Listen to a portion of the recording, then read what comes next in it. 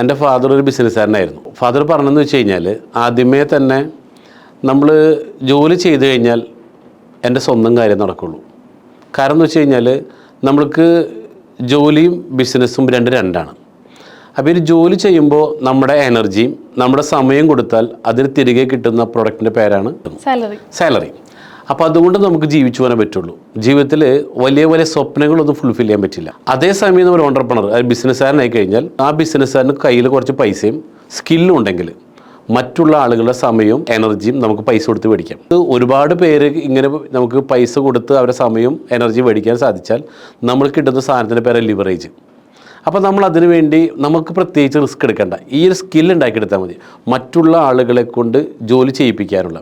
അപ്പോൾ ഞാൻ ചിന്തിച്ചത് ഒരുപാട് പേരെ ജോലിക്ക് വെച്ചുകൊണ്ട് അവർക്കൊരു ഇൻകം കൊടുത്തുകൊണ്ട് എനിക്ക് എങ്ങനെ സമ്പന്നനാകാം. അപ്പോൾ ഒരു കാര്യം ഉറപ്പാണ്, ഈ ജോലി ചെയ്യുന്നവരൊന്നും സമ്പന്നന്മാരാവില്ല. ഇപ്പോൾ നിങ്ങൾക്കറിയാം ലുലു, റിലയൻസ്, ഇങ്ങനെ ഒരുപാട് സൂപ്പർ മാർക്കറ്റുകളുണ്ട്. ഇവിടെ എൻ്റെ അറിവിൽ ലുലുവിൽ 57,000 സ്റ്റാഫുണ്ട്. എനിക്ക് കറക്റ്റ് അറിയില്ല, എന്തൊരു ഏകദേശ കണക്കാണ്.